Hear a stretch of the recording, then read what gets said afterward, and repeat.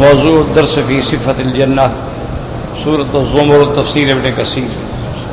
الحمد لله رب العالمين والصلاة والسلام على أشرف الأنبياء وسيد المرسلين سيدنا محمد وعلى آله وأصحابه أجمعين.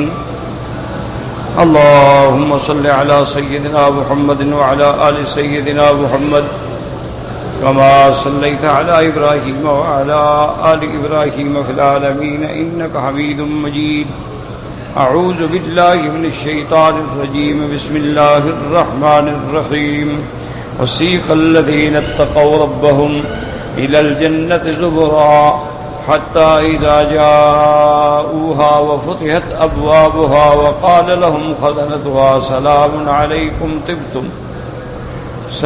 عليكم طبتم فادخلوها خالدين وقالوا الحمد لله الذي صدقنا وعده وأورثنا الأرض نتبوأ من الجنة حيث نشاء فنعم أجر العاملين. قال المؤلف والمفسر رحمه الله تعالى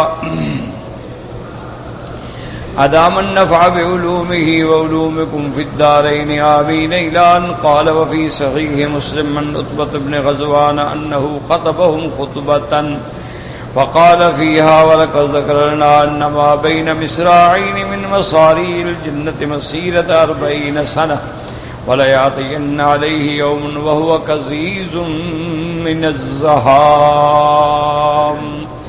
صحیح مسلم کے اندر روایت ہے کہ ان عتبہ بن غزوان نے خطبہ دیا اور خطبے کے دوران میں یہ ارشاد فرمایا کہ لقد ذکر لنا، ہمیں بتلایا گیا ہے کہ جنت کے دروازے کی دو جانب میں جو چوکھٹ کے درمیان کا جو فاصلہ ہے مسیرت 40 سنتن 40 سال بندہ چلتا رہے تو وہ فاصلہ طے ہوگا. لیکن اتنے بڑے دروازے ہونے کے باوجود ولیاتین علیہ یوم، ایک دن ایسا بھی آئے گا وہو کزیز من الزحام، وہ تنگ پڑ جائے گا زحام کی وجہ سے، رش کی وجہ سے. یعنی اتنا بڑا دروازہ ہے لیکن اتنے اہل جنت ہوں گے کہ بھیڑ ہو جائے گی تو وہ گویا تنگ نظر آئے گا. وفي المسند عن حكيم بن معاوية عن النبي رضي الله تعالى عنه عن رسول الله صلى الله عليه وسلم مثله، انہوں نے بھی اسی طرح روایت فرمائی ہے. وقال عبد بن حمید حدثنا الحسن بن موسى قال حدثنا ابن لحية قال حدثنا دراج بن ابي الهيثم عن ابي سعيد رضي الله تعالى عنه عن رسول الله صلی اللہ علیہ وسلم قال انما بین مصراعین فی الجنت مسیرۃ 40 سنۃ، کہ دو دروازوں کے درمیانی فاصلہ جو ہے وہ تقریباً 40 سال کی مسافت پر ہے. وقوله تبارک وتعالی قال لهم خزنتها سلام علیکم طبتم فادخلوها خالدین. یاد رکھو کہ اتنے بڑے فاصلے جو ہوتے ہیں کہ دروازہ اتنا چوڑا ہوگا تو الحمدللہ جن کو اللہ نے کلمہ نصیب کیا، ایمان نصیب کیا، اللہ کے قرآن پہ حضور پاک پر ایمان ہے، ان کے لیے کوئی مشکل نہیں ہے. بس اللہ نے کہہ دیا، حضور نے فرما دیا، ٹھیک ہے. لیکن جو منکر ہوتے ہیں، دشمنان اسلام ہوتے ہیں، تو وہ پھر ان چیزوں کو ایک بہانہ بناتے ہیں کہ جی ہو سکتا ہے کہ اتنا بڑا دروازہ ہو، کہ کیسے ہو. اور جو لوگ بیچارے تھوڑے پڑے ہوئے ہوتے ہیں نا، ان کے دماغوں میں شبہ ڈال دیتے ہیں یار اتنا بڑا دروازہ کہ 40 سال بندہ چلتا رہے. تو جب دروازہ اتنا بڑا ہوگا تو جنت کتنی بڑی ہوگی. تو یہ شبہ ڈالتے ہیں دماغوں میں. ہمیشہ ایک میری بات کو یاد رکھیے گا انشاءاللہ کہ جتنے باطل فرقے ہیں دنیا میں، چاہے وہ اسلام کا نام لے کر ہیں یا بے دین فرقے، ان کے پاس حقیقی دلائل، حجج، براہین نہیں ہوتے. ان کا کام ہی یہ ہوتا ہے کہ دماغوں میں شبہ ڈال دو، وہم ڈال دو، وسوسہ ڈال دو اور عقلی دلائل سے ایک بات کو قائم کرو. بس جب بندے کے دماغ میں شبہ آ گیا بس بندہ متزلزل ہو گیا، ایمان خراب ہو گیا. ان کا کام ہی یہ ہوتا. کہ بس ایک شبہ ہے، شبہات ڈال دیے. لیکن یاد رکھیں کہ اصولی بات یہ ہے کہ پہلی بات تو اللہ کا فرمان ہے کہ جنت ارضھا کارض السماء والارض، کہ ایک جنت کا عرض جو ہے، طول نا، ہر چیز کا ایک طول ہوتا ہے، ایک عرض ہوتا ہے. عرض ہمیشہ چھوٹا ہوتا ہے، طول بڑا ہوتا ہے. تو یہ قرآن میں ہے کہ جنت کا عرض اتنا ہوگا کہ جتنے اللہ نے آسمان بنائے ہیں، زمینیں بنائی ہیں، اگر بفرض محال ان کو بچھا دیا جائے تو یہ ایک جنت کا عرض بنے گا. تو جب عرض اتنا بڑا ہوگا تو دروازہ اتنا بڑا ہونا کیا مشکل ہے بھائی.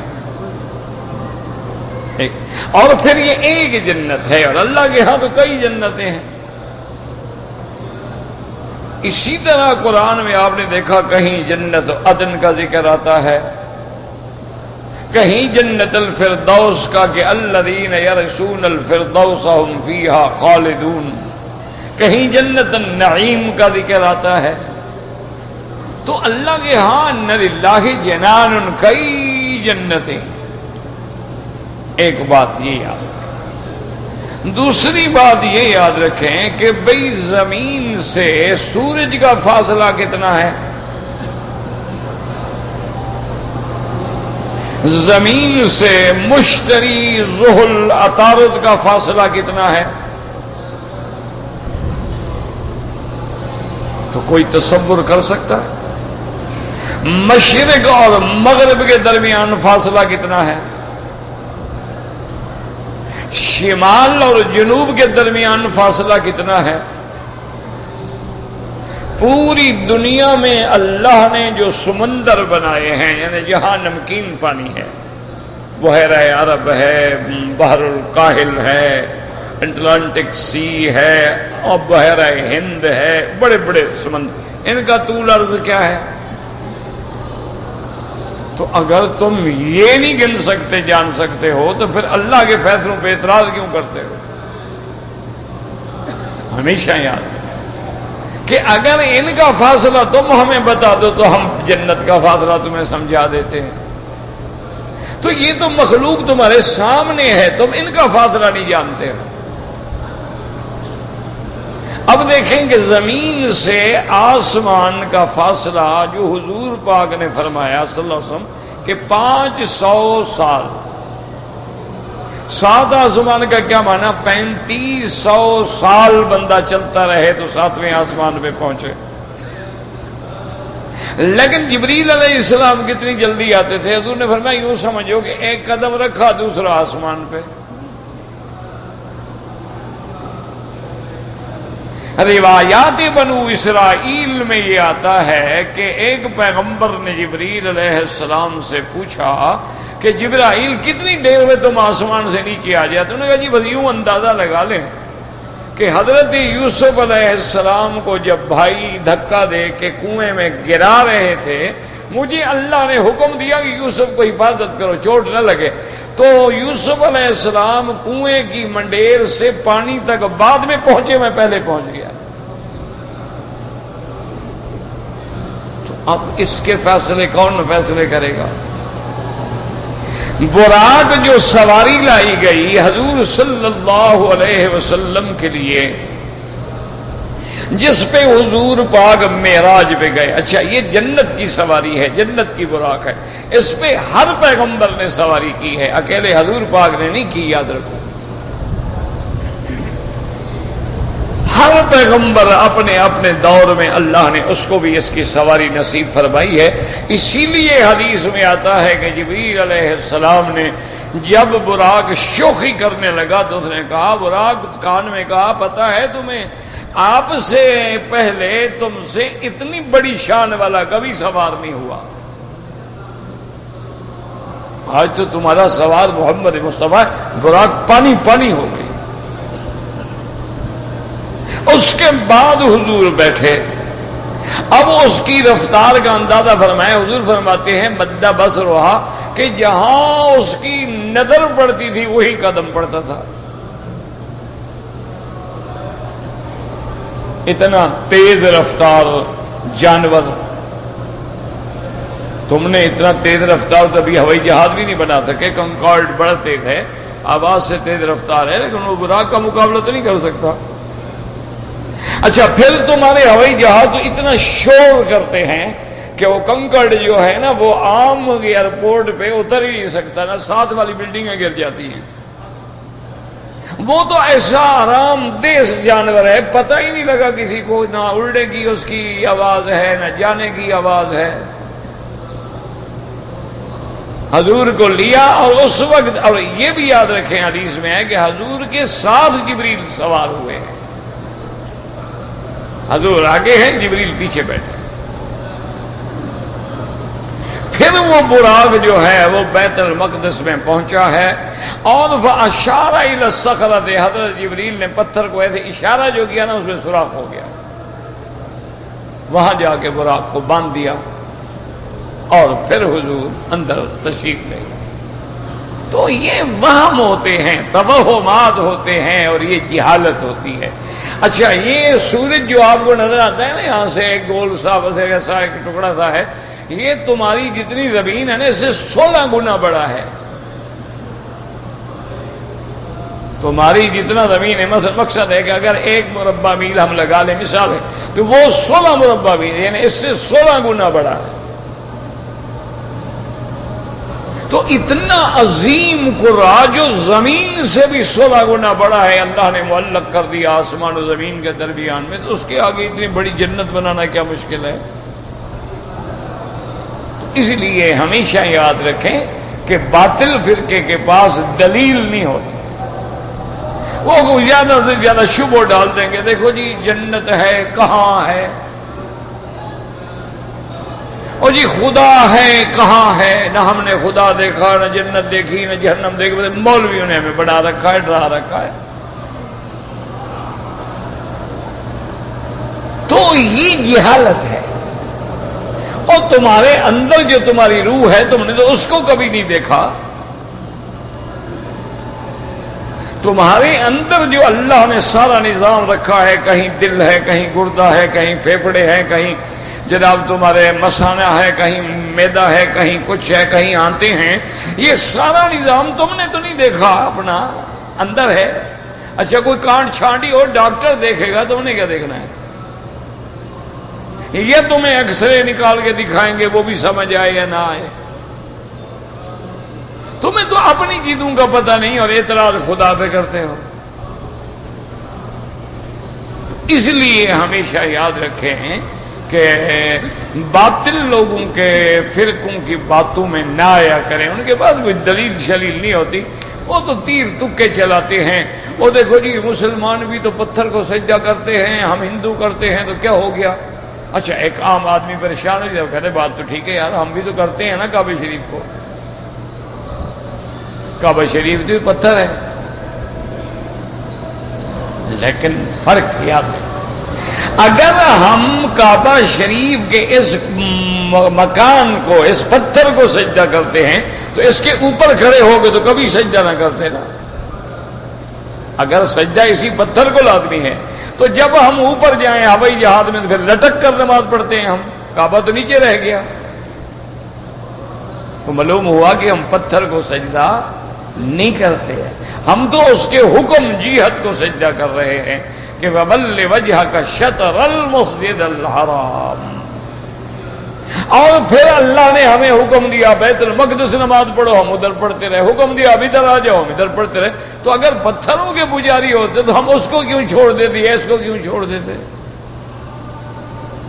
اچھا, اگر پتھر کے ہم پجاری ہوتے تو بلال کعبے کی چھت پہ کھڑے ہو کے تو اذان نہ دیتا نا. تم اپنے دیوی دیوتا کے اوپر چڑھ جاؤ گے.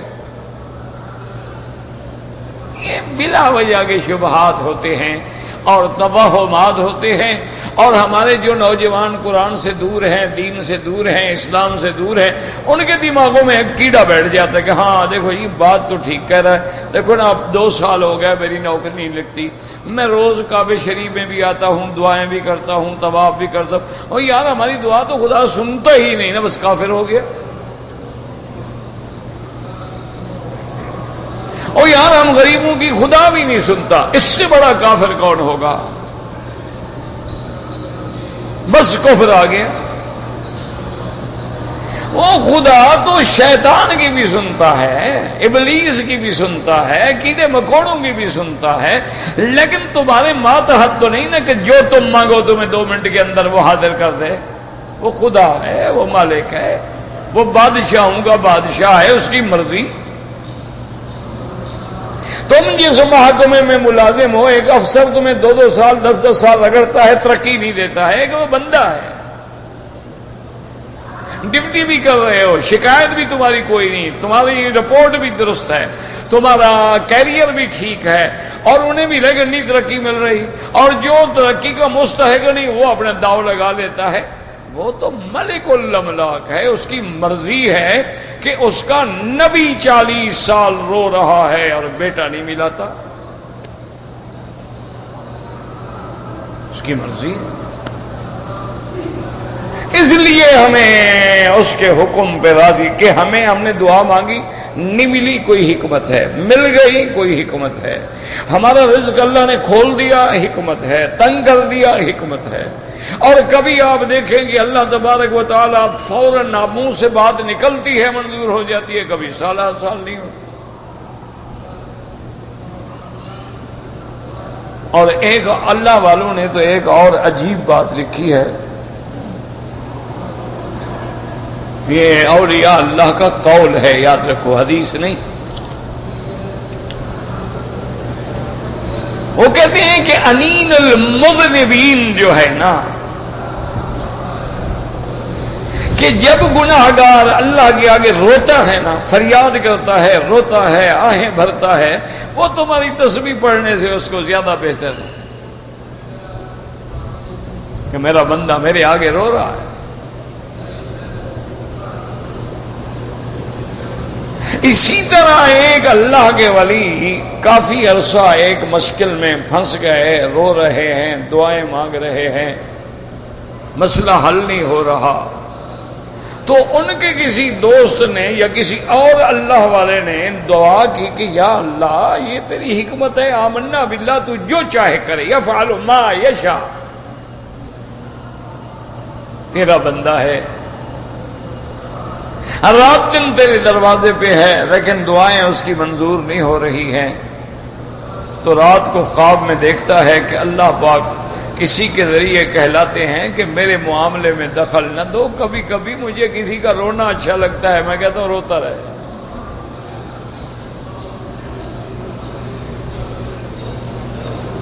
میرے معاملات ہیں، میری مرضی ہے، میں جو چاہوں کائنات میں تصرف کروں۔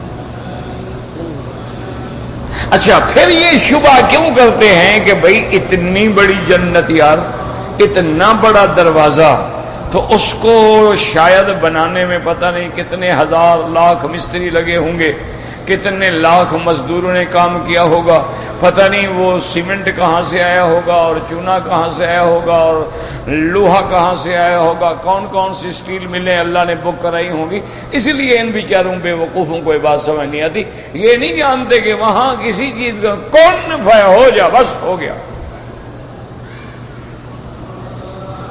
وہاں یہ سامان نہیں اکٹھا کرنا حضرت، وہاں مستری نہیں بلانے، آرکیٹیکٹ نہیں بلانے، وہاں تو حکم دینا ہے کہ ہو جا، ہو گیا،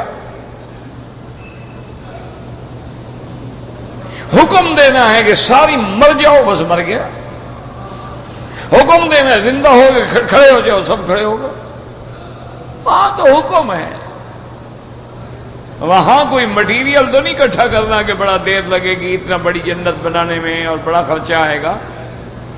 انما امرہ اذا اراد شیئا ان یقول لہ کن فیکون فسبحان الذی بیدہ ملکوت کل شیء وإلیہ ترجعون۔ یاد رکھیں قرآن کہتا ہے قیامت والے دن تمہارے اعمال کا وزن ہوگا، فمن ثقلت موازینہ، جس کی تولیں بھاری ہو گئیں وہ کامیاب ہو گئے، اور جس کی تولیں گر گئیں وہ ناکام ہو گئے۔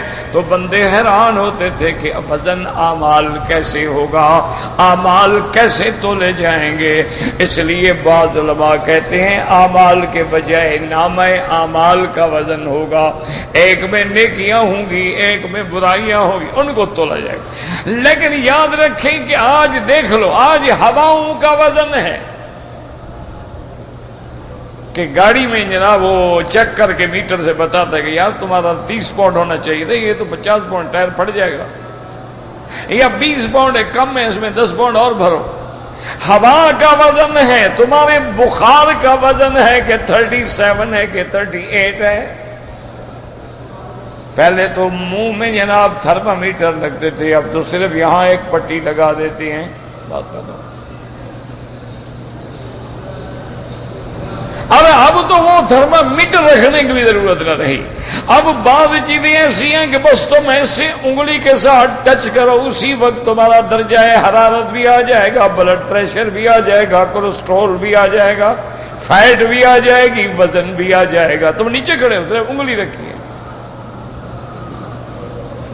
تو اگر انسان ایسی چیزیں بنانے پہ قادر ہیں تو پھر انسانوں کے بنانے والا قادر کیوں نہیں، وہ جو چاہے بنا دے۔ یاد رکھو اس لیے اب آپ دیکھیں گے اب میکرو فلم کا زمانہ آ گیا ہے، ہماری 30 جلدوں کی کتابیں جو ہے نا اتنی سی میکرو فلم ہے، ایک چھوٹی سی فلم جیب میں ڈال لو، جب چاہو پروجیکٹر پہ لگا کے جو کتاب دیکھ رہی ہے وہی صفحہ کھول کے پڑھ لو۔ 30 جلد کتاب جیب میں ڈالی ہوئی ہے۔ پہلے ہم 4 مولوی بھی نہیں اٹھا سکتے تھے، ابھی یعنی وہ ہمارے ایک دوست ہیں، اللہ ان کو جزائے خیر دے، دوستوں کو دینے کے لیے جتنی میرے البم تھے نا تقریباً 8 البم، اگر ہر ایک میں چلو اوسطاً 20 کیسٹ بھی لگا لیں تو 8 میں آ جائیں گے 160 کیسٹ، 160 گھنٹہ، یعنی 160 گھنٹے کی تقریریں، اور اس کے بعد پھر پچھلے حج کی 40 تقریریں، یعنی 40 گھنٹہ، وہ 200 گھنٹہ ایک اتنی سی کسی ڈی میں۔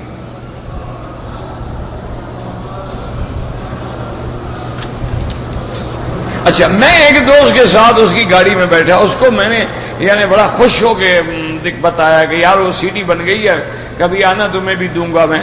تو میں نے کہا اتنا سا سی ڈی ہے، وہ ساری تقریر اس نے اسی وقت اپنا وہ موٹر کا دروازہ کھولا، ایک چھوٹی سی اتنے بالکل اتنے، انہوں نے کہا آپ دیکھ رہے ہیں یہ کیا ہے؟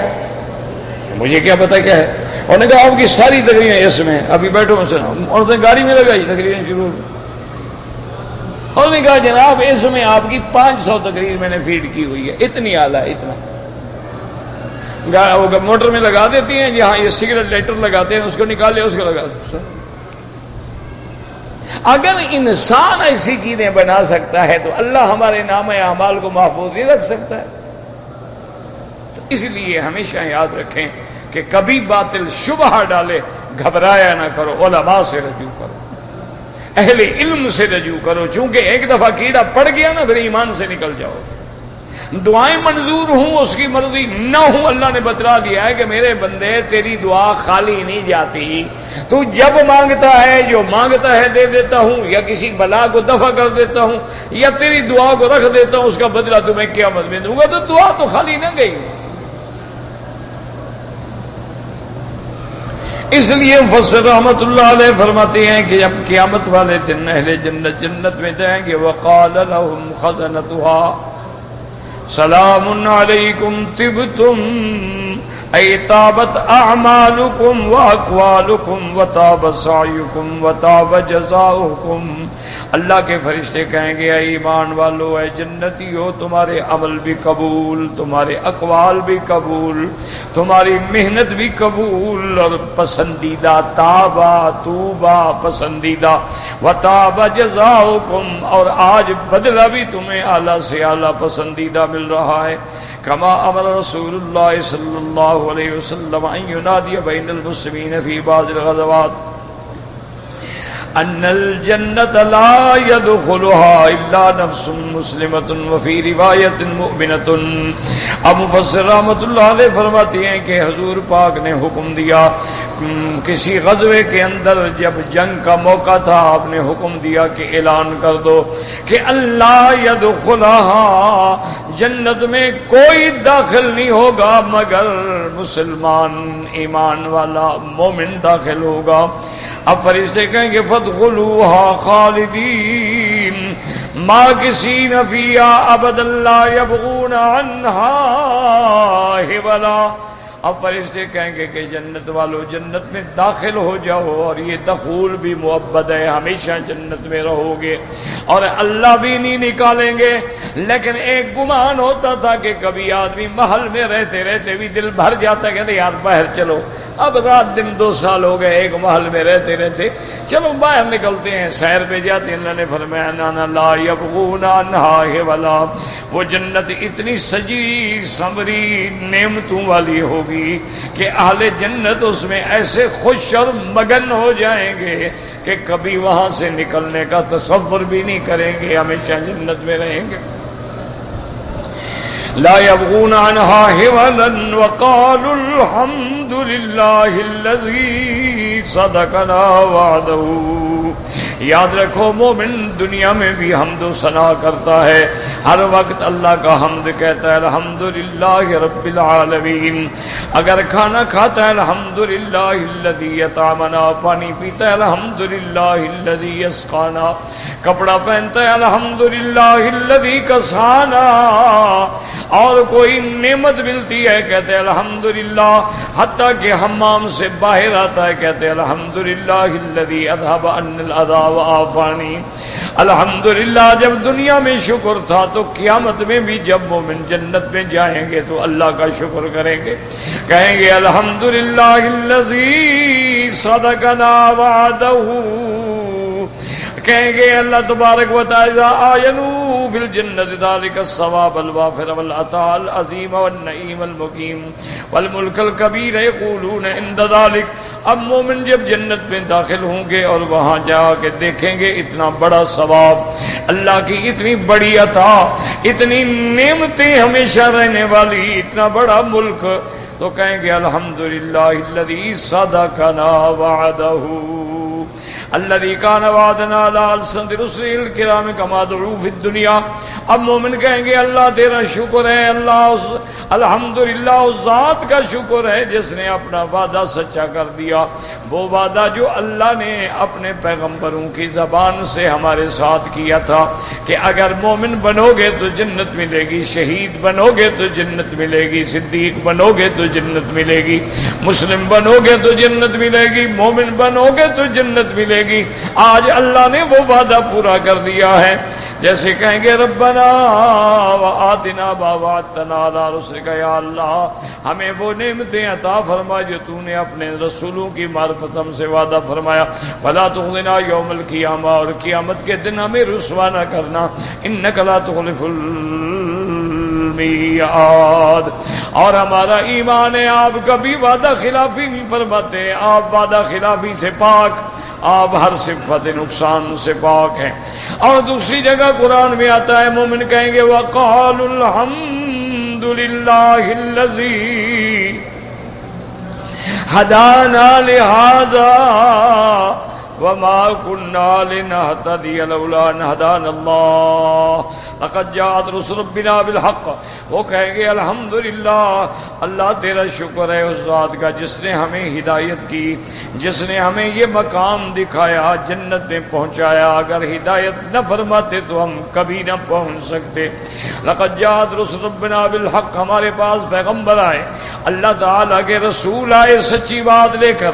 وقالوا الحمد للہ الذی اذهب عنا الحزن، اور کہیں گے شکر ہے اس ذات کا جس نے ہم سے ہر غم مٹا دیا.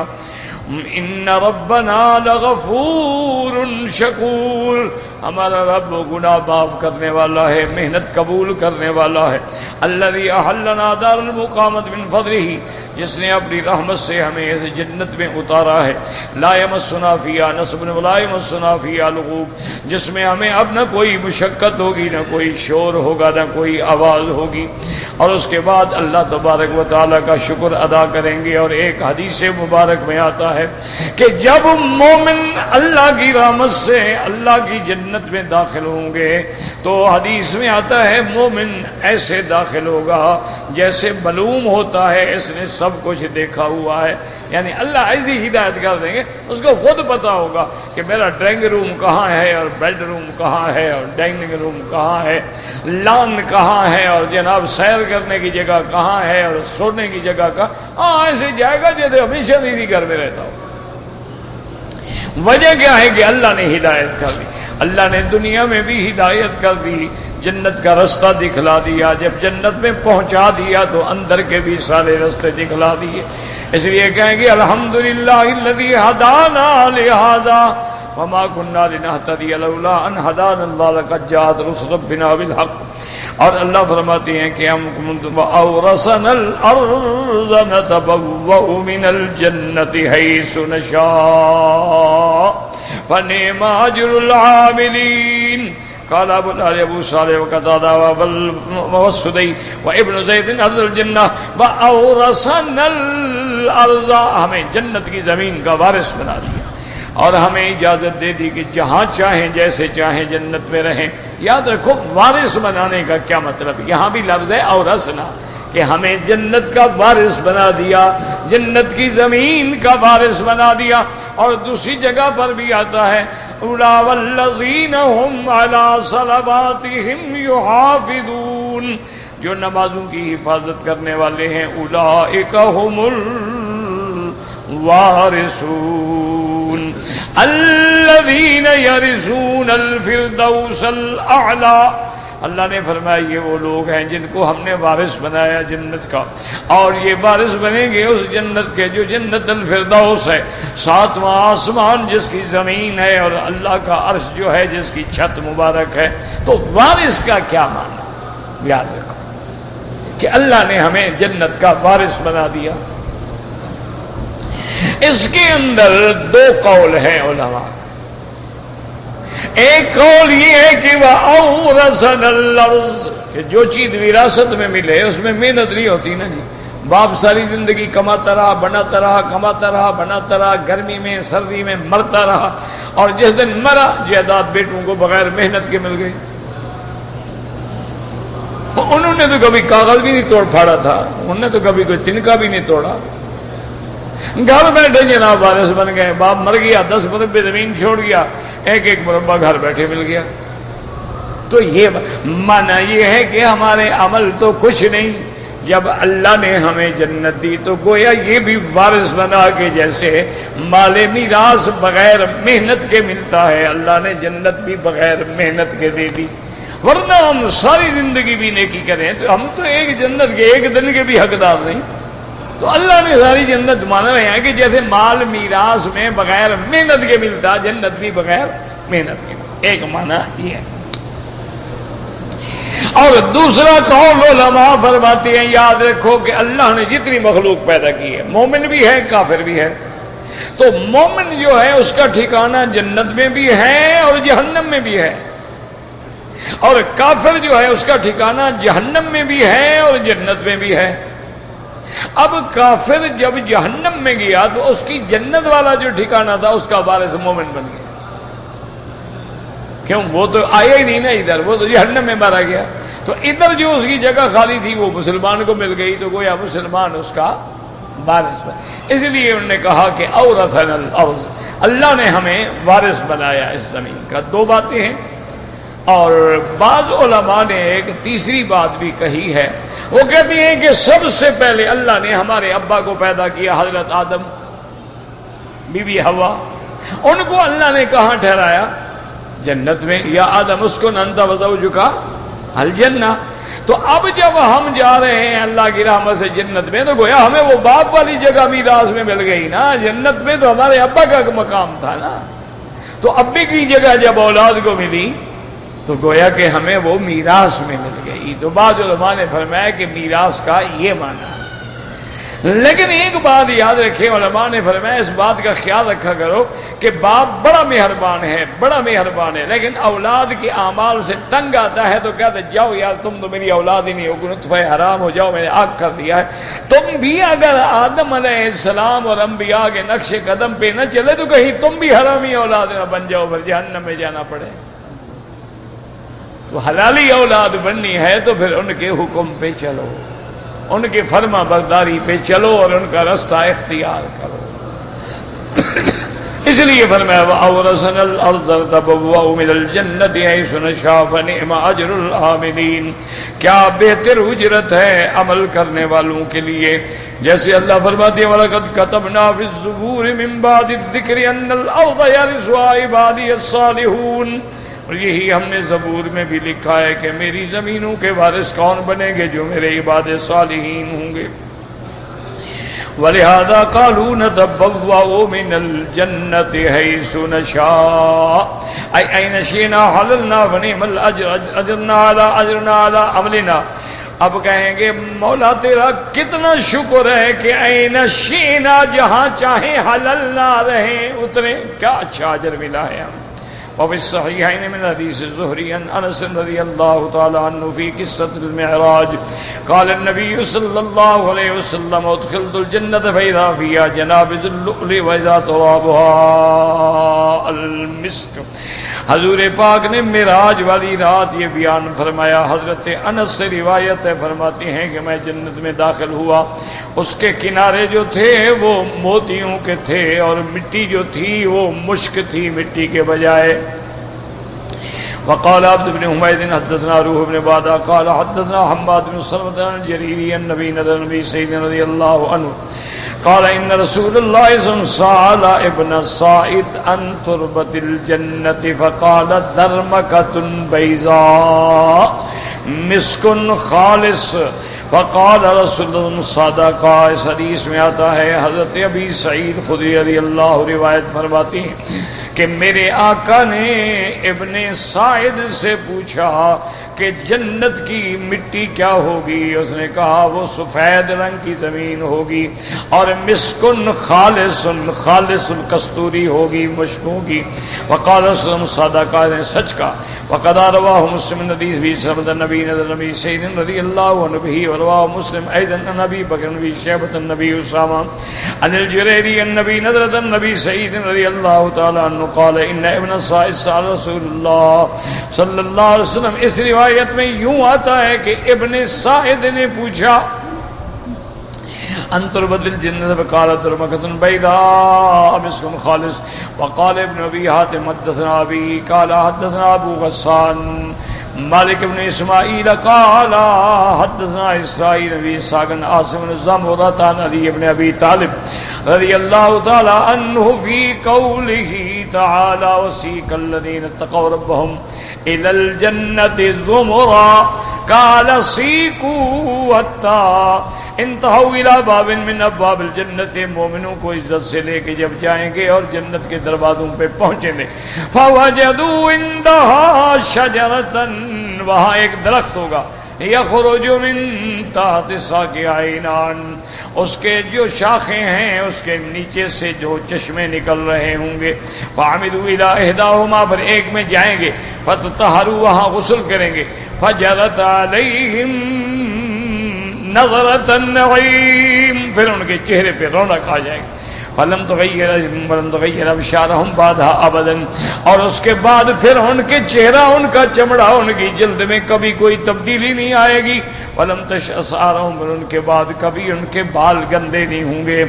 بعدا کلما کانما دہنوا بالدہان ثم عمدوا الی الاخری، اس کے بعد دوسرے چشمے کی طرف جائیں گے. کانما امروا بها، گویا اللہ کا حکم ہے. فشربوا منها فاذهبت ما كان في بطونهم من اذى او قذى وتركتهم الملائکۃ على باب الجنہ. اس پانی کے پینے کی برکت یہ ہوگی کہ ان کے پیٹ کے اندر جو چیزیں تھیں، جو اذى تھی، جو برائی تھی، جو خراب چیزیں، سب کی سب ختم ہو جائیں گی. اب جب جنت کے دروازے پہ جائیں گے تو آگے اللہ کے فرشتے کھڑے ہوں گے اور وہ سلام کریں گے، سلام علیکم طبتم فادخلوها خالدین. اللهم ارزقنا الفردوس الاعلی برحمتک یا ارحم الراحمین.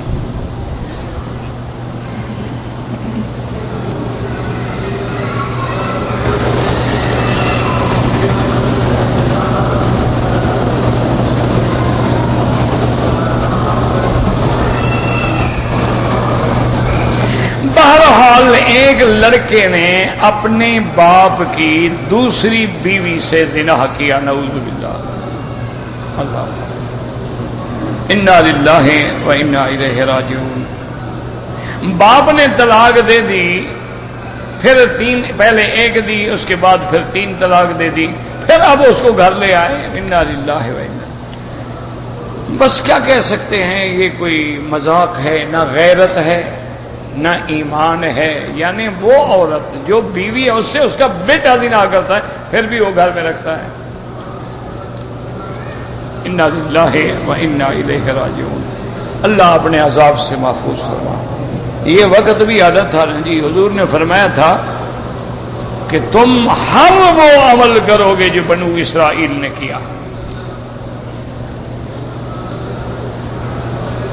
ہم نے فرمایا لَتَتَّبِعُنَّ سُنَنَ مَن قَبْلَكُمْ، تم سے پہلی جو امتیں گزری ہیں نا، جو جو انہوں نے منہ کالا کیا تم نے بھی کر. حتیٰ کہ اگر انہوں نے ماں سے زنا کیا ہے تو آج ہو رہا ہے. بھئی دوسری عورت ہو یا پہلی ہو، تمہاری تو ماں ہے نا بدبخت. جب خامند نے باپ نے شادی کر لی، تمہاری کیا بن گئی؟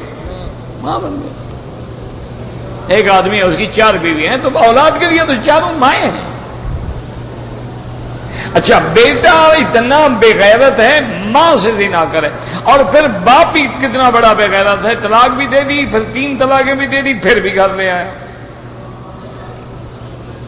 بہرحال وہ حرام ہے. اور امام ابو حنیفہ رحمۃ اللہ علیہ کی فقہ میں اس کے لیے کوئی گنجائش نہیں ہے.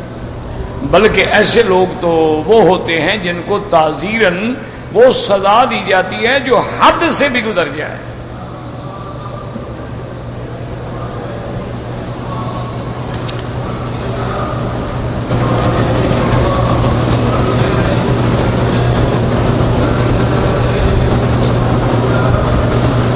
کہتے ہیں جی کہ میرے بیوی کے ساتھ جھگڑا تھا، وہ حمل کے دوران میں تھی، بچہ اس نے خود ضائع کر دیا. میں نے اس کو ایک ہی مجلس میں 3 بار طلاق کہہ دی ہے. اب ہم رجوع کرنا چاہتے ہیں.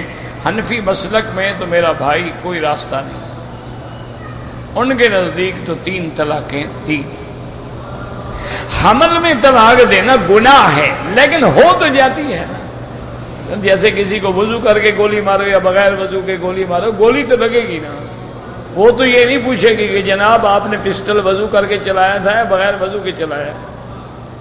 گولی تو لگے گی، لیکن سنت کا مخالف ہے. حضور نے فرمایا عورت حیض میں ہے طلاق نہ دو، عورت حمل میں ہے طلاق نہ دو. اسلام چاہتا ہے طلاق نہ ہو، تمہارا اتفاق ہو. بھئی دن گزرتے سلو ہو جائے گی، غصہ ٹھنڈا ہو جائے گا، سلو کر دیں گے، طلاق نہ ہو. چونکہ طلاق اللہ کو پسند نہیں نا. ابغض الحلال عند اللہ الطلاق. اچھا پھر یہ بھی حکم ہے کہ سنت یہ ہے کہ جس حیض کے بعد عورت پاک ہو جائے، اگر اس میں میاں بیوی ملے ہو پھر بھی طلاق نہ دو. پتہ ہے حمل ٹھہر گیا ہو، پھر آئندہ حیض کا انتظار کرو. اس کے بعد جب طہر آئے اس میں ملو نہیں اور طلاق دو، مانا یہ اتنی لمبی مدت ہو جائے، سلو ہو جائے، کسی نہ کسی طرح ان کی سلو ہو جائے، اتفاق ہو جائے، پھر بھی حکم ہے ایک طلاق دو تاکہ آدمی کا غصہ ٹھنڈا ہو تو رجوع تو کر لینا شریف آدمی۔ اگر اس کے بعد بھی ہے تو چلو 2 طلاق دے دو تاکہ پھر بھی رجوع ممکن ہے، لیکن جب 3 پہ چلے جاؤ تو فلا تحل له من بعد حتى تنكح زوجا غیرہ، اب وہ عورت پہلے خامند پہ حلال نہیں ہو سکتی جبکہ وہ دوسری جگہ شادی کرے اور وہ آدمی بھی کرائے کا سانڈ نہ ہو، وہ اپنے منشے سے شادی کرے، اگر وہ طلاق دے اپنی مرضی سے، یہ نہیں کہ پیسے طے کرو گے جی 1000 ریال بھی لے لو اور رات میری بیوی کے ساتھ نکاح کر کے رات مزے بھی کر لو، صبح چھوڑ دینا، یہ تو لعنت بھیجی ہے حضور نے، لعن اللہ المحلل والمحلل له، حلالہ کرنے والا اور کرانے والا دونوں پہ اللہ کی لعنت ہے۔ بہرحال جی حنفی مسلک میں تو میرا بھائی کوئی گنجائش نہیں ہے، کسی دوسرے علماء سے جا کے فتویٰ لیں، پھر تمہارا مقدر، تمہاری قسمت، اگر کوئی علماء فتویٰ دیں تو پھر ان کے فتوے پہ تم عمل کرو۔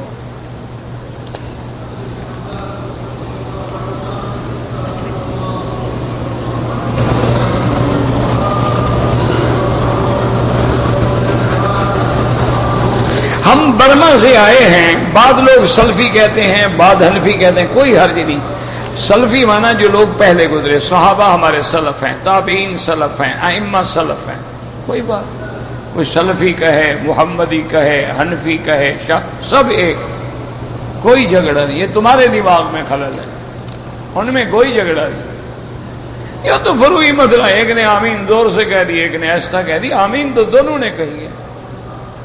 ایک آدمی ظہر سے پہلے 2 رکعت کر کے 4 رکعتیں پڑھتا ہے، ایک آدمی کٹھی 4 رکعتیں پڑھ رہے، صرف 4 رکعتیں دونوں نے پڑھی ہیں۔ ایک آدمی جو ہے 2 رکعتیں پڑھ کے سلام پھیر کے کھڑا ہو کے 1 رکعت پڑھ کے دعائے قنوت پڑھتا ہے، ایک آدمی ایک سلام میں 3 رکعتیں ملاتا ہے، دعائے قنوت پڑھتا ہے، دعا قنوت بھی دونوں نے پڑھی، 3 رکعتیں بھی دونوں نے پڑھی، ایک نے فاصلہ کیا ایک نے فاصلہ نہیں کیا، کوئی جھگڑا نہیں، کوئی مسئلہ نہیں۔ یہ جھگڑے آپ کے دماغوں میں ہیں اصل میں، یا یہ جھگڑے ان لوگوں میں ہوتے ہیں جن کا علم محدود ہوتا ہے، وہ ضد میں آ جاتے ہیں کہ بس جس پہ میں ہوں یہ طریقہ صحیح، باقی سب باطل، نماز نہیں ہوتی، فلاں نہیں ہوتا، ایمان نہیں ہوتا، فلاں نہیں ہوتی، یہ جہالت، جاہل عالم آدمی کبھی ایسی بات نہیں کہتا، عالم لوگ جو ہیں وہ ایسی باتیں کبھی نہیں کہتے۔ تو اس لیے میرا بھائی، آپ برما سے آئے ہیں، آپ بنگلہ سے آئے ہیں، مت گھبراؤ، کوئی فرق نہیں پڑتا ہے، تم علم حاصل کرو، دین حاصل کرو، کتابیں پڑھو، دلائل دیکھو، پھر تمہاری آنکھیں کھلتی چلی جائیں گی کہ دلائل کبھی کس کے پاس۔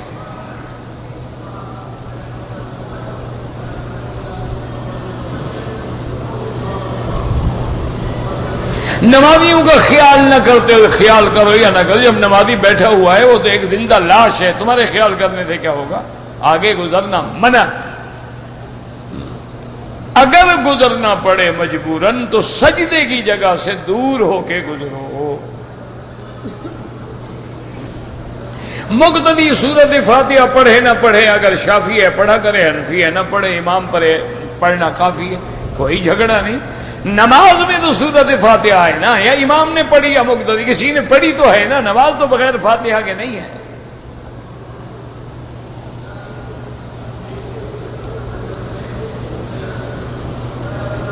اگر ہم قرآن پڑھ رہے ہیں تو آنے والے کو سلام نہیں کرنا چاہیے، لیکن اگر کوئی سلام کرے جواب دو، پھر بسم اللہ الرحمن الرحیم پڑھ کے دوبارہ شروع کرو قرات۔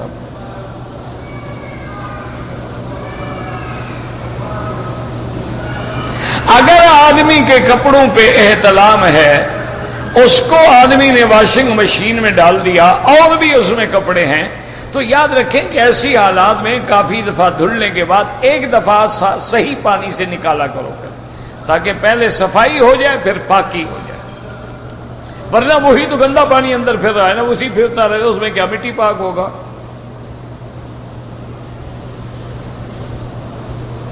اگر موبائل میں قرآن لکھا ہے اس کے پڑھنے کے لیے بھی وضو ضروری ہے؟ کوئی ضروری نہیں۔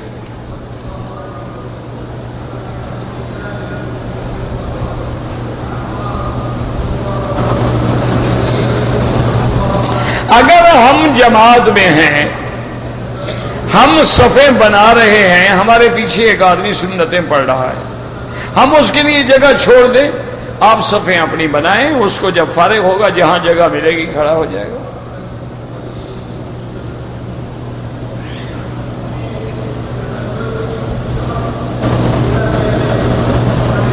اگر جماعت کھڑی ہوتی ہے، دو پلر ہیں، ان کے درمیان کوشش کریں کہ پلر کے درمیان نہ ہوں، مجبوری ہے تو جائز ہے، جیسے حج میں رش ہو جاتا ہے، جگہ نہیں ملتی، لوگ سیڑھیوں پہ پڑتے ہیں، تو پلر کون پوچھتا ہے؟ ہاں اگر مجبوری نہیں، حرم خالی ہے، پھر دو ستونوں کے درمیان میں کھڑے نہ ہوں۔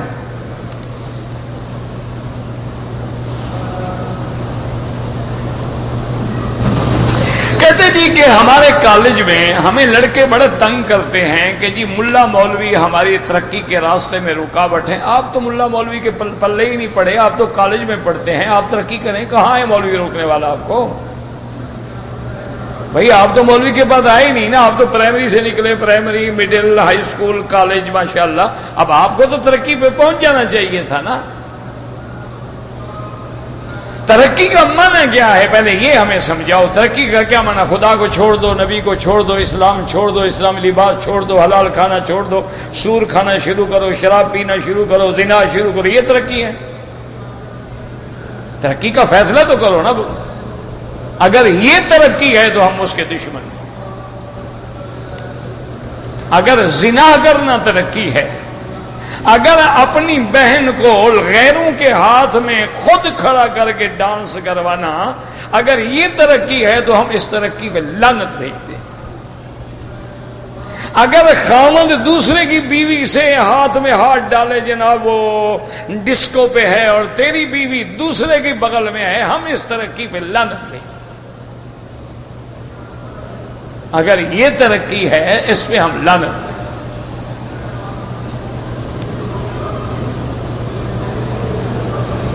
اگر کسی کی شلوار ٹخنے کے نیچے تھی، ہم نے اس کے پیچھے نماز پڑھی، نماز تو ہو جائے گی، نماز کیوں نہیں ہوگی؟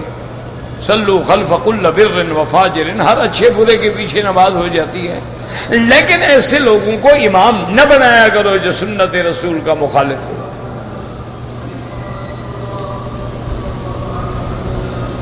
اگر زیر ناف بال جو ہیں 40 دن سے زیادہ گزر جائیں تو عبادت قبول نہیں ہوگی۔ نہیں، عبادت تو قبول ہوگی، لیکن تم گناہگار ہو، تم کوئی سکھ ہو، سردار ہو، ان کو پال کے رکھنا چاہتے ہو تو سنت ہے ہر ہفتے میں بدن کی صفائی کرو۔ یہ کیا کہ تم خود انسان کے بجائے بندر بننا چاہتے ہو؟ بال تو جانوروں پہ ہوتے ہیں نا۔ یہ بیچارے کیا کریں، فلموں کے ماری ہوئی قوم ہے۔ مزے کرو جناب، فلمیں دیکھو، انشاءاللہ اس دن پتہ لگے گا جب موت آئے گی، پھر پتہ لگے گا کہ مولوی نے ترقی کا راستہ روکا تھا یا شیطان نے ہمیں بہکایا تھا۔ اور یہ جو ترقی کا راستہ چاہتے ہیں نا، جب یہ مر جائیں ان کو کہو اپنا جنازہ صرف پڑھا لیں۔ ان کو تو یہ بھی پتہ نہیں کہ جنازہ کیسے پڑھنا ہے، یہ ترقی ہے؟ کوئی عقل کرو۔ جو فی امان اللہ کے بجائے ٹاٹا کرو تو یہ ترقی ہے؟ جو اپنے باپ کو یا ابتی یا ابویا یا والدی یا والدی یا سید کہنے کے بجائے جناب ڈیڈی کہیں، یہ ترقی ہے؟ یعنی باپ کو اچھا خاصا انسان ہے، اس کو ڈیڈا بنا دیا۔ ڈیڈی، ڈیڈی سے کیا ہوتا ہے؟ ڈیڈا۔ پہلے انہوں نے جناب ماما بنے، اب مم ہو گئی ہے۔ مم میں کہ جانور ہوتا ہے نا پانی میں، یہ ترقی ہے؟ بائیں ہاتھ سے کھانا ترقی ہے جس سے استنجا کرتے ہو؟ کھڑے ہو کے کھانا جیسے اونٹ جانور کھاتا ہے، یہ ترقی ہے؟ خدا کا خوف کرو۔ ترقی ہے اتباع محمد مصطفیٰ۔ صحابہ نے حضور کی غلامی کی، 80 لاکھ مربع پہ اسلام کا پرچم لہرا دیا۔ ترقی انہوں نے کی، تم نے کی؟ تمہارے بعد جو کچھ تھا وہ بھی کیا۔ ترقی اس کا نام ہے کہ کیسر و کسرا کی تہذیب کو پاؤں کے نیچے روند ڈالا۔ حضرت ابو ہریرہ کھانا کھا رہے ہیں، اور ایک رومی سپاہی قیدی جو ہے وہ غلام بن کے ہاتھ دھلانے کے لیے اور کھانا لگانے کے لیے کھڑا. حضرت ابی ہریرہ کھا رہے تھے تو ہاتھ سے نوالا گر گیا. بیٹھے تھے مٹی پہ, وہ نوالا جو تھا مٹی پہ پڑ گیا, وہ نیچے دسترخوان تو تھا نہیں. حضرت ابو ہریرہ نے اٹھایا اور اس کو اپنے ہاتھ سے یوں مٹی کو جھٹکا اور کھا لیا. اس رومی سپاہی نے کہا کہ یا ابا ہریرہ دیکھو میں کافر ہوں, لیکن ہمارے ملک میں یہ بڑا عیب ہے, بڑا آدمی, اچھا آدمی, پڑھا لکھا آدمی جو ہے وہ ایسا نہیں کرتا کہ ایک نوالا گر گیا تو مٹی سے اٹھا کے کھا رہا ہے. یعنی یہ دلیل ہوتی ہے کہ بڑا بخیل ہے, بڑا تنگ نظر ہے کہ وہ مٹی والا بھی کھا گیا. تو آئندہ آپ ایسا نہ کیا کریں, ہمارے لوگ جو ہیں اس کو برا سمجھیں گے. آپ نے دیکھا فرمایا اترکو سنت الحبیب لہؤلاء الحمقا, آپ نے فرمایا بدبخت میں اپنے محبوب محمد مصطفیٰ کی سنت جو ہے وہ تم احمقوں کے لیے چھوڑ دوں. اگر تم احمق ہو تم جانا, میں تو اپنے نبی کی سنت پہ چلوں گا. اللہ کا رزق ہے, گر گیا صاف کیا کھا لیا, کیا بات ہے. میرا بھائی ترقی اتباع قرآن میں ہے, ترقی اتباع سنت میں ہے, ترقی اسلام میں ہے. اسی لیے تم دیکھو نا آخر کہ مسلمان بیچارے تتر بتر ہیں, بکھرے ہوئے ہیں, پھیلے ہوئے ہیں, پارٹیوں میں ہیں, فرقہ واریت میں ہیں, ایک سوئی نہیں بناتے, ایک سائیکل جو ہے نا پاؤں سے چلانے والا وہ نہیں بناتے ہیں, ایک ٹائر نہیں بنا سکتے, ایک ٹیوب نہیں بنا سکتے ہیں, لیکن ساری دنیا کا کفر ان کے مٹانے پہ لگا ہوا. وجہ کیا ہے؟ ان کو پتہ ہے کہ جس دن دنیا کو اسلام نظر آ گیا نا صحیح معنی میں, اور نمونہ آ گیا دین محمد مصطفیٰ کا, تو ساری دنیا ان کے ساتھ ہو جائے. اس لیے وہ تمہارے پاؤں کہیں نہیں جمنے دیتے. ورنہ ان کو کیا تکلیف ہو گئی ہے, وہ اسلام کے عدل سے ڈر رہے ہیں. ان کے سامنے حضرت عمر کا عدل ہے, ان کے سامنے مساوات محمد مصطفیٰ ہے, ان کے سامنے ہے کہ اسلام تو وہ مذہب ہے کہ جو ابو بکر اور بلال کو ایک صف میں کھڑا کر دیتا. اسلام تو وہ ہے کہ جہاں سلمان اور صہیب ایک صف میں کھڑے ہوتے ہیں. اسلام تو وہ ہے کہ جہاں غلاموں کو اتنا اتنا اتنا اونچا کر دیتے ہیں کہ محمد عربی اپنے غلام بلال کو کعبے کی چھت پہ کھڑا کر دیتے ہیں. وہ اس بات سے ڈرتے ہیں, وہ تم سے نہیں ڈر رہے ہیں. وہ کہتے ہیں کہیں اصلی اسلام کا نمونہ آ گیا, ہم تو گئے. اب دیکھیں نا جی, بات اس کی تھوڑی سی مثال ہے. بعض بینکنگ کے سامنے اسلامی اقتصادیات, اسلامی بینکنگ کا نظام آیا کہ بھئی ایک تو یہودی طریقہ ہے نا بینکنگ کا جو چل رہا ہے, ایک اسلامی طریقہ ہے.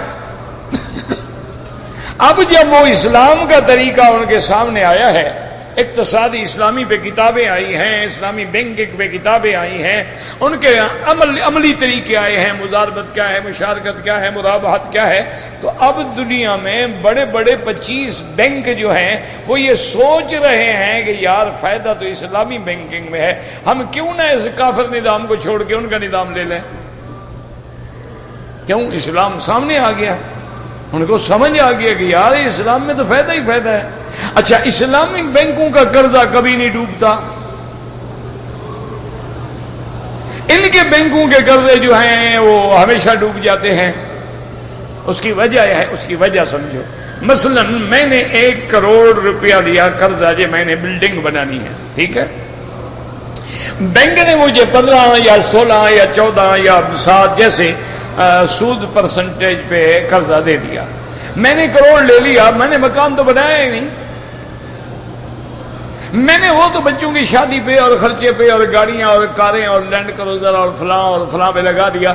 اب جب وقت آ گیا وہ آمدنی کہاں سے آئے, جائیداد ہی نہیں رہی, آمدنی نہیں رہی, ادا کیسے کروں؟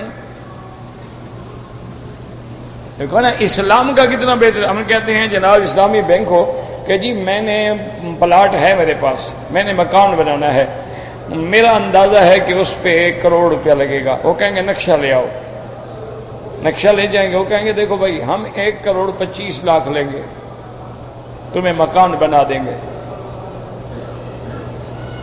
اور یہ 1,25,00,000 ہم اتنے سال میں لیں گے، قسطوں میں لیں گے، قبول؟ انہوں نے کہا ٹھیک ہے، زمین رہن رکھو۔ بینک نے خود اپنے آدمی بھیج کے تمہاری بلڈنگ بنانی شروع کر دی، تمہیں پیسہ نہیں دے گا، وہ تمہاری بلڈنگ بنائے گا۔ اب جب تمہارا وہ پلادہ کھڑا ہو گیا، ہر چیز بن گئی، وہ کرائے پہ چڑھا دے گا، اپنے پیسے لے لے گا، تمہیں جائیداد پکڑا دے گا۔ وہ تو چیز موجود ہے، گھاٹا کیوں پڑے اور قرضہ کیوں ڈوبے؟ وہ جو بنانا تھا وہ تو بنا ہوا سامنے کھڑا ہے، سارے کاغذ بینک کے پاس ہیں، ڈوبے کیسے قرضہ؟ یہ تو یہودیوں کے قرضے ڈوبتے ہیں کہ ہماری جائیداد ہوتی ہے 50 لاکھ کی، ہم بینک مینیجر سے کمیٹی سے ملوا کے لکھوا لیتے ہیں 2 کروڑ کی، قرضہ لے لیتے ہیں 1 کروڑ، اس کے بعد میں پتہ ہوتا ہے کہ ہم نہیں دیں گے کیا کریں گے؟ وہی جائیداد لیں گے، لے لیں، وہ تو ہے ہی 50 لاکھ کی، لے لیں، لے جائیں۔ ربنا تقبل منا انك انت السميع العليم وتب علينا انك انت التواب الرحيم اللهم اجعل لنا وللمسلمين من كل هم فرجا ومن كل ضيق مخرجا ومن كل بلاء عافية۔ دعا کریں اللہ تمام عالم اسلام پہ رحم فرما۔ یا اللہ دینی جماعتیں درس میں ہیں، تدریس میں ہیں، تبلیغ میں ہیں، سب کی قدم قدم پہ رحمتیں فرما۔ یا اللہ دینی اجتماعات کو کامران و کامیاب فرما۔ یا اللہ ہر شر سے محفوظ فرما، اس بلد الامین کو قیامت تک ہر فتنے سے محفوظ فرما۔ یا اللہ مسلمانوں کی جہاں ان عرب میں ہیں، عجم میں ہیں، جان مال آبرو عزت کی حفاظت فرما۔ یا اللہ ہمارے گھروں سے عذاب رفع فرما۔ یا اللہ یسر امورنا امور اولادنا امور بناتنا امور من اوصانا واستوصانا وامور من احبنا وامور المسلمین اللهم اجعل لنا والمسلمین من كل هم فرجا ومن كل ضيق مخرجا ومن كل بلاء عافية صلی اللہ تعالی علی خیر خلقہ سیدنا محمد وعلى آلہ وصحبہ اجمعین۔